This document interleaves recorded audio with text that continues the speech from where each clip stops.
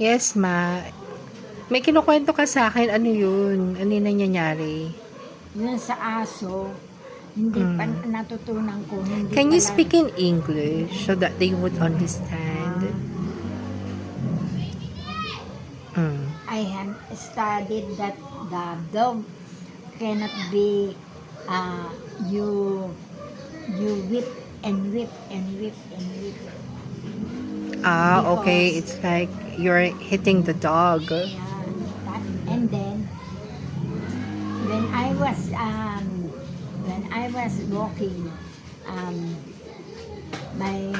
I have a hot water in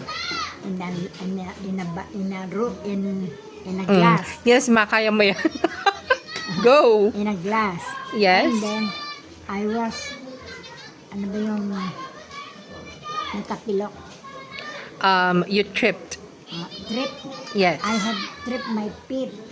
Or you stumble. Istanbul. And then, the water that I had on my hand Yes. was ano ba yung spread. Tapos, Yes. spread in the dog. Then, ano ba yung they crow. Because there was, they heard, They're hurt. they heard. Mm. And like that, I was studied that the dog can be whipped and whipped. You just pour a little hot water, then they behave. That's not right, ma, because that's animal cruelty. No. Bakit mo bubuhusan ng mainit na tubig yung dog? Just a little. No, that's not right. No, It will it's hurt right. them, ma. It's very hard. Painful. Painful when you whip and whip the dog. They bark. They bark and bark and bark.